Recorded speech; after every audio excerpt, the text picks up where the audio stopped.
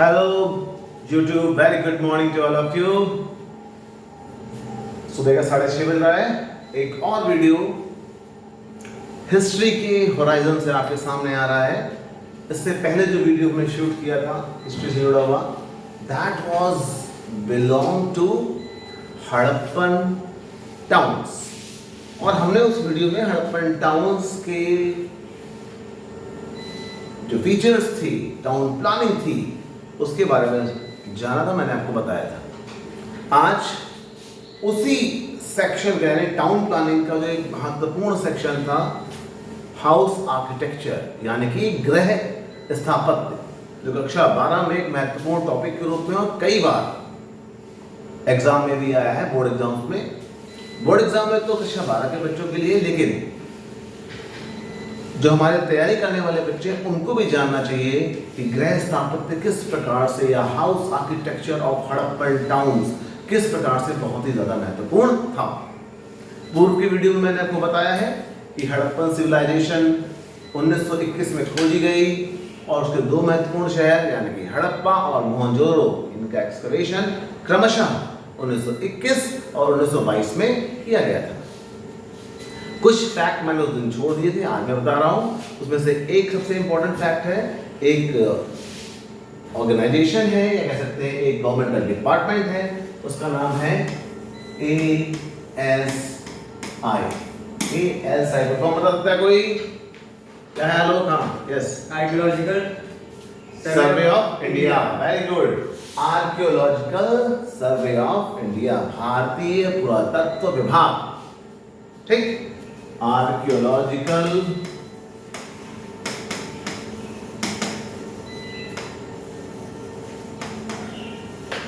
Survey of India, और उसकी स्थापना कब हुई थी? 1860s के डिकेड में इसकी स्थापना ब्रिटिशर्स के द्वारा की गई थी, ताकि भारत में जो चीजें दबी पड़ी हुई हैं या जो ऐतिहासिक महत्व के स्थल हैं उनकी खुदाई की जाए और उनके संरक्षण की प्रक्रिया को आगे बढ़ाया जाए। तो ये अक्सर पूछा जाता है, what is full form of ASI, या फिर क्वेश्चन आता है कि भारत में ऐतिहासिक धरोहरों को संरक्षित करने का कार्य किस सेक्शन के द्वारा गवर्नमेंट ऑफ इंडिया ने किया जाता है? Answer is ASI। आप लोगों के आसपास भी बहुत सारी बिल्डिंग्स होंगी जहां पर लिखा रहता होगा ASI के द्वारा संरक्षित, तो वो यही ASI है जिसकी स्थापना 1860 में हुई थी। एक क्वेश्चन बहुत ही प्रेवलेंट है जो अक्सर पूछा जाता है कि ASI के पहले डायरेक्टर कौन थे? Who was the first director of ASI? नाम याद रखिएगा, ASI के पहले डायरेक्टर थे, फर्स्ट डायरेक्टर या डायरेक्टर जनरल को कह सकते हैं हम, कॉल्ड एज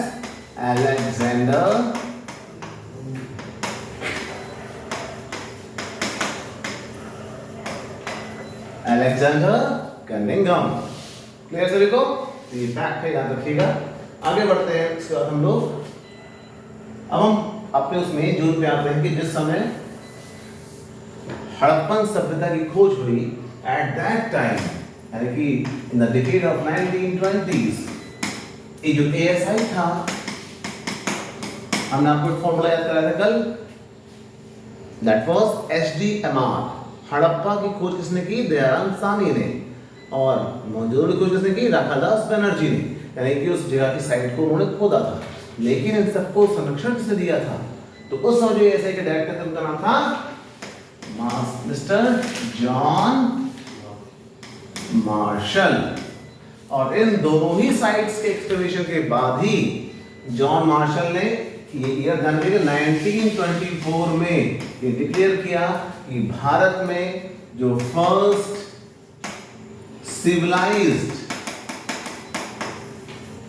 सिविलाइजेशन थी, दैट वाज, मैं शॉर्ट में लिख रहा हूं, हड़प्पन सिविलाइजेशन। इससे पहले माना जाता था, जब तक ये खुदाई नहीं हुई थी तब तक माना जाता था कि भारत में 6ठी शताब्दी ईसा पूर्व से कोई भी, उससे पहले कोई भी शहर एग्जिस्ट नहीं करते थे।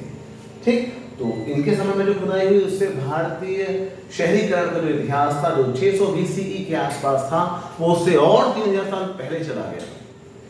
यानी कि ये खोज बहुत ही महत्वपूर्ण थी, क्रांतिकारी थी, भारतीय इतिहास की दिशा को एक नया आयाम देने वाली थी।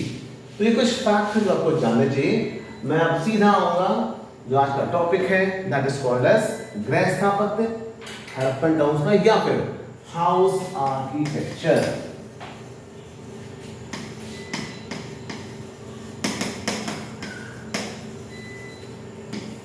House architecture.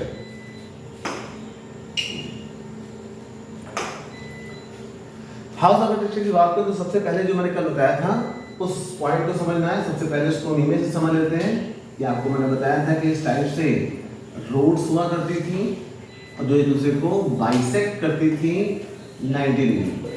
क्लियर है? इस टाइप से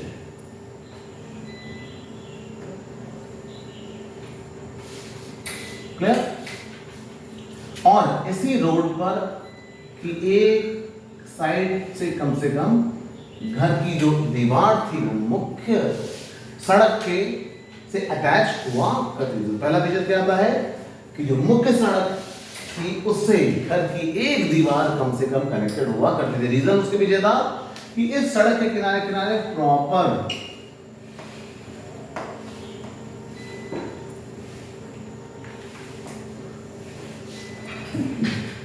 जल निकास के लिए ड्रेनेज सिस्टम बनाया गया था।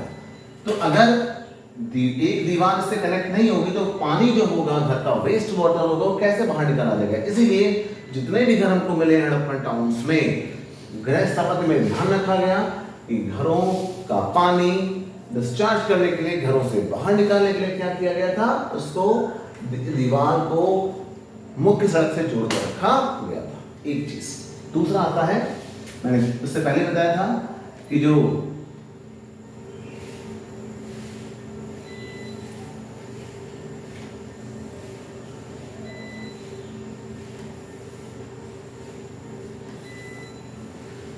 इनको हम घर मान सकते हैं, जितने भी घर थे, और घर के पीछे वाली गली है, ठीक।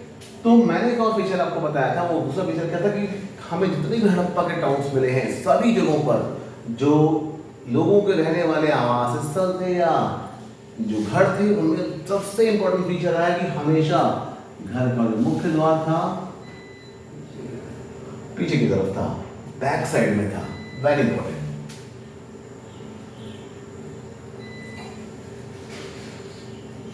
और एक चीज थी, अगर जो घर बनाते समय उन्होंने ये भी ध्यान रखा कि एक घर का द्वार दूसरे घर के सामने ना आए। ये बड़ा महत्वपूर्ण था ताकि दोनों ही घरों की प्राइवेसी मेंटेन हो सके। तो क्लियर सभी को?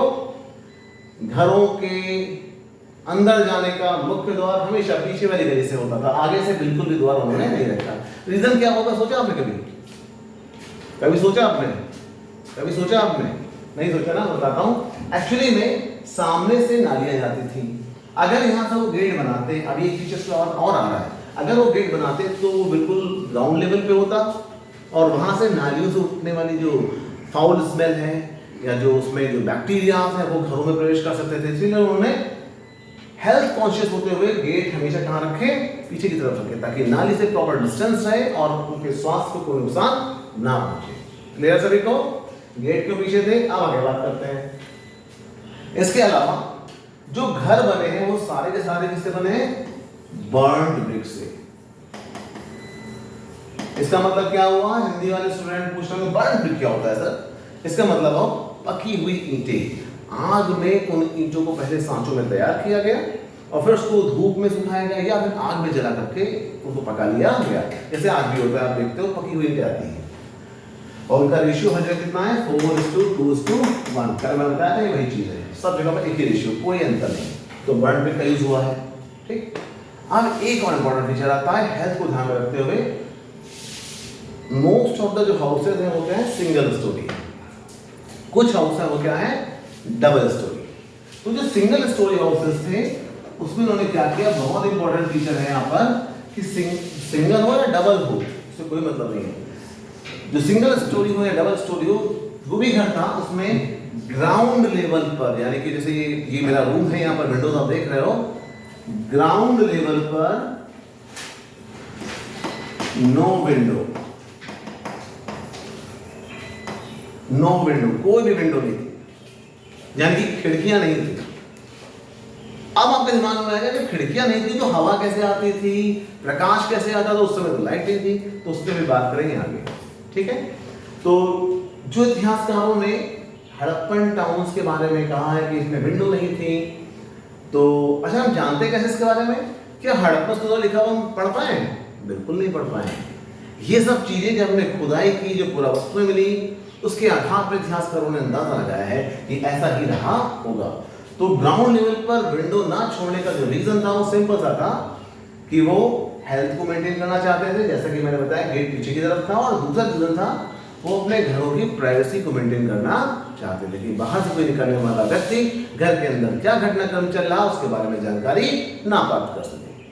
तो ये दो रीजन थे, हेल्थ को मेंटेन करना और दूसरा घर की प्राइवेसी को, घर में रहने वाली महिलाओं की प्राइवेसी को हमेशा मेंटेन करना। इसलिए हम देखते हैं कि जो हड़प्पन टाउन्स है उनमें जो ग्राउंड लेवल था, ग्राउंड सरफेस पे उनका जो घर बनता था, उसमें हमें कहीं पर भी विंडो दिखाई नहीं देती। अब हम मेन आते हैं, जो अभी मैंने यहाँ पे छोटा सा बनाया, इसको मैं बड़ा सा बनाता हूँ। आपके दिमाग में निश्चित रूप से क्वेश्चन आ रहा होगा कि सर विंडो नहीं थी तो आखिर में कैसे घरों में प्रकाश की व्यवस्था थी, कैसे चीजें मेंटेन हुआ करती थी। यहाँ मैं ये रोड है हमारी और ये घर मैंने बनाया है, ठीक, ये एंट्री गेट, क्लियर, पीछे के साइड से। अब घरों को बनाने में उन्होंने क्या ध्यान दिया समझिएगा। ये बीच में ओपन स्पेस छोड़ा, ओपन स्पेस खुला, इसके ऊपर छत नहीं थी, इसको बोला गया कोर्ट यार्ड या आंगन, कोर्ट यार्ड, या इसको बोला गया आलोक, क्या बोला गया, आंगन, ठीक। और इसके चारों तरफ कमरे बनाए गए।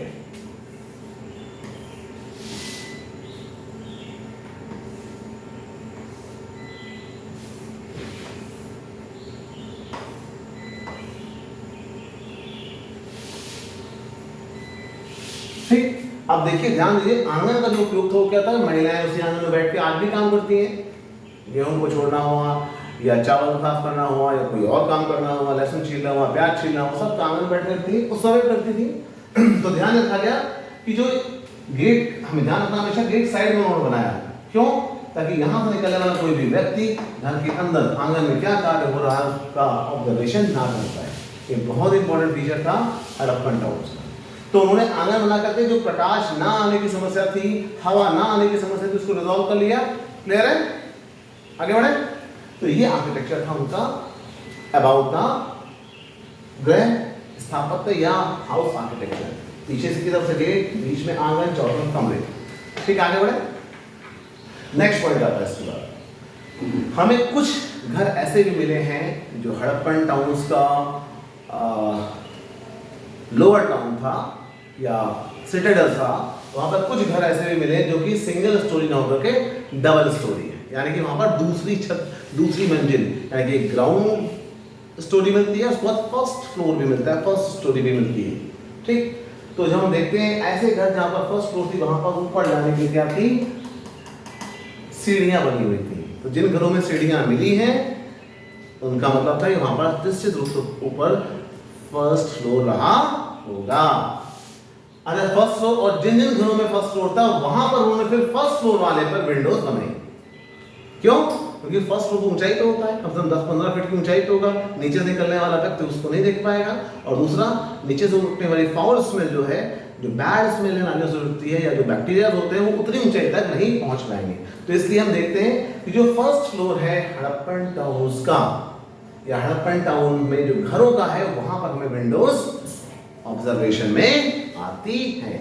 ऐसे बहुत सारे घर हमको मिले हैं, जब उसकी खुदाई हुई तो हम देख पाए कि वहां पर विंडो के लिए स्थान उन्होंने फर्स्ट फ्लोर पे छोड़ा है, ग्राउंड फ्लोर पे नहीं छोड़ा है।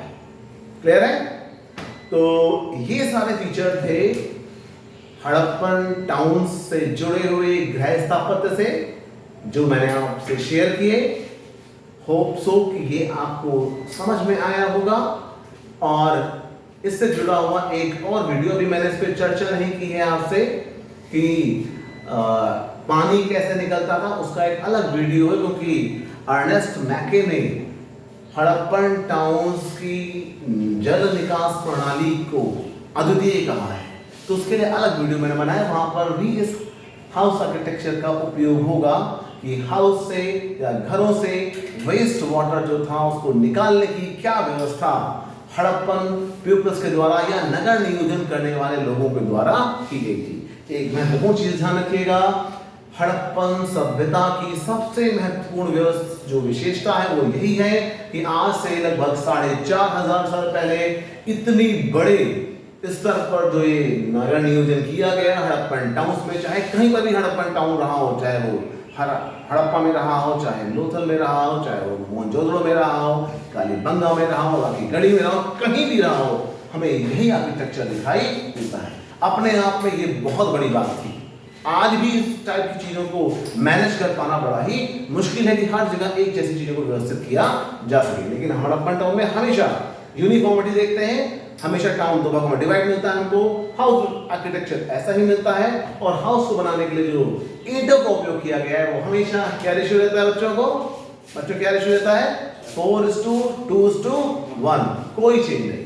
तो ये था गृह स्थापत्य से जुड़ा हुआ वीडियो, आप इसको देखिए। कक्षा 12 में पढ़ने वाले बच्चों को मेरा ये अनुरोध है कि इस वीडियो को 2-3 बार देखें ताकि दिमाग में इमेज क्लियर हो जाए, और जब आपको आंसर लिखने को आए इसका तो आप क्या करेंगे, ऐसे डिजाइन बनाएंगे ताकि एग्जाम में आपको पता चल पाए कि आप उसके बारे में प्रॉपर्ली जानते हैं। और एक चीज जो ऐड करेंगे, जैसे जो मैं अपने बच्चों को बताता हूँ आपको भी शेयर कर रहा हूँ, कि जैसे मान लीजिए क्वेश्चन आता है हड़प्पन टाउन्स के गृह स्थापत्य को स्पष्ट कीजिए, तो उसमें कहीं भी मैप का जिक्र नहीं आ रहा, but you can draw a map. Harappan towns की बात हुई है, आपने मैप में प्रैक्टिस किया होगा। क्या प्रैक्टिस किया होगा कि मोहनजोदड़ो कहाँ है, हड़प्पा कहाँ था, क्या दिखा दिए छोटा पॉइंट बना के यहाँ पे पॉइंट बना के दिखा दी हड़प्पा, यहाँ दिखा दी मोहनजोदड़ो, यहाँ दिखा दी धौलावीरा, यहाँ दिखा दी कालीबंगा। हो गया। अब ये बना दोगे तो एग्जाम देगा वाह कुछ अलग है, तो नंबर कटने की गुंजाइश बिल्कुल खत्म हो जाती है। तो ये वीडियो आपके लिए है, अगले वीडियो के लिए मैं जल्दी मिलेंगे। आज इतना ही। चैनल समझ में आए, अच्छा लगे तो इसको लाइक करिए, अपने दोस्तों से इन वीडियोस को शेयर करिए, सब्सक्राइब भी करिए ताकि हमारे और वीडियोस आपको मिलते रहें और आप अपना विकास कर पाएं, अपनी नॉलेज को एनहांस कर पाएं और हमें सपोर्ट कर पाएं। Thank you. जय हिंद, जय भारत।